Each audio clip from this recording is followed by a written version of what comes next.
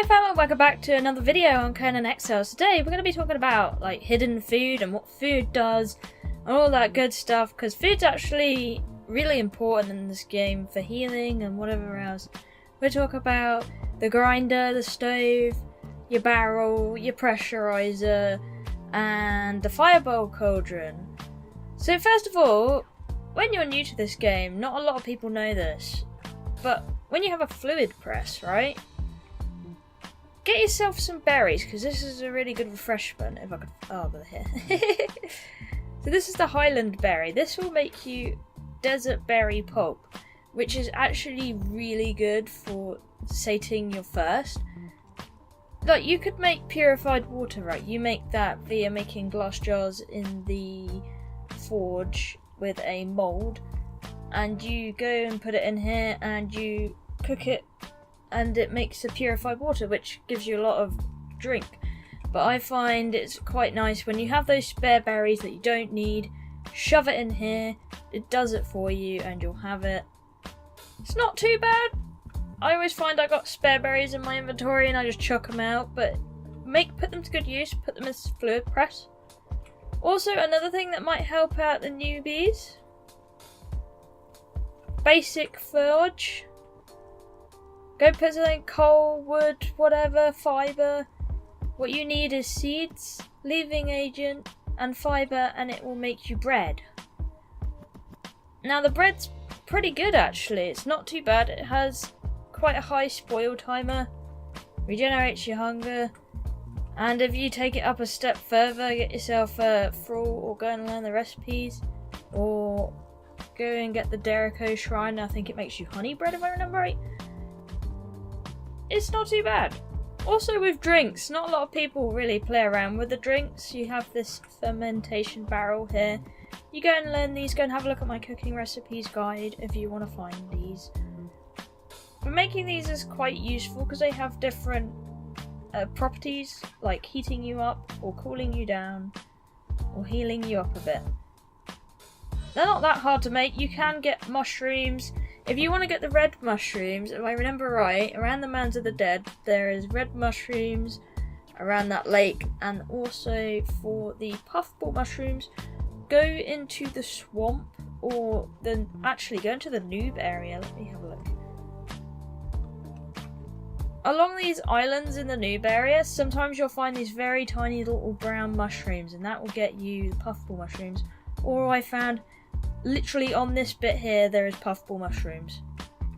100% guarantee. Have a look there. And along the coast of Swamp, you can find them. This is good old rum. We're getting really drunk here. But no, this one gives you increased strength. It's quite nice.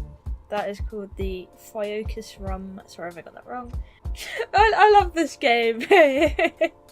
You are pished. Yes, my character is very drunk. Do bear in mind with these ones that make you drunk, they will drain your stamina, as you see here. My poor character is having a whale of a time.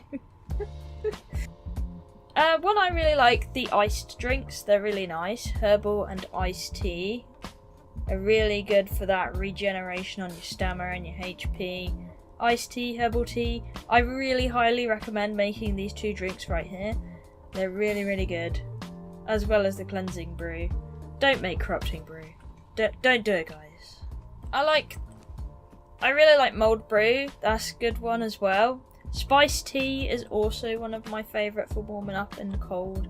And aloe soup has got to be one of my absolute favourites for healing up. It's just so good. It's not that hard to make wherever you are. Now we're moving on to shellfish. You do want to cook these, but they are really handy. We have high and mid grade. In early game, I like cooking up the lobster because it's a high grade food. It's so easy to do. You just bang it in the campfire and there you go. The rest I just kind of let it rot down and use it in other things. But I like these because they kind of just, they're a really good early access food and something you can get really, really easily. Just leave your shell traps in the water and you get these. Now things such as this, we have the honey, jerky, spiced haunchy meat, and the trail jerky, and then you have your mid-tier versions of the spiced, normal meat, and salted, and pork. I really like these. These are really simple ones to make, and they do good healing. Honey jerky you need honey for. Don't bother with the honey jerky because you can make better. You could go better. Spicy haunch, make this if you're in the north. That only requires exotic flesh, which you can get from King Elks. I think, if I remember right? I think so. And spice, that's just plant fibre in the grinder. And then trail jerky is just salt and exotic flesh, and that's another high grade food. Easy peasy. These are also very good because they do a lot of your stats, as you see on my bar on the left. It's giving me a hell load of stat boost, which isn't too bad. I've only got crappy armour on, right? It's giving me a nice little boost here and there. I like feast. The only problem with feast in this game is they're an absolute pain in the arse to make because you have to get ingredients from absolutely everywhere. So this is a good soup as well, Yellow Lotus soup. It's a good healer. You can have it alongside your aloe soup. It does the same thing. Although if you're using the Yellow Lotus potion, it does have a timer on it, does the same thing, although it makes you a bit drunk. One of my favourite soups is the Black Rhino Head soup. This increases your encumbrance. It is so handy to have, and it does it quite well.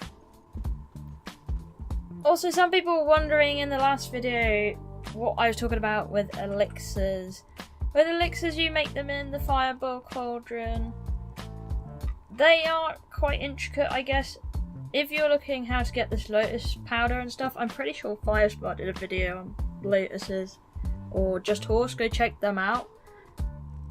But do make these. You make Alchemist Paste in the Fireball Cauldron as well, with Ichor, Gold Dust and Silver Dust. You get this, go to the Gold Dust, go get Obsidian from the volcano, that gives you a bit of gold. For silver, go down to the jungle. I found the best spot. It's like this little jaguar area. I believe it's in here, where there's silver at the bottom of the water in there. And that's where I'd go and get my silver. Then you cook them into bars, and then you break the bars down in the grinder. It gives you more than, you know, you granted for, which is great. So for gold and silver stone, go to your forge. Let me just take these out so it doesn't, you know, make that instead. You pop them in, it'll make it for you. You get these bars,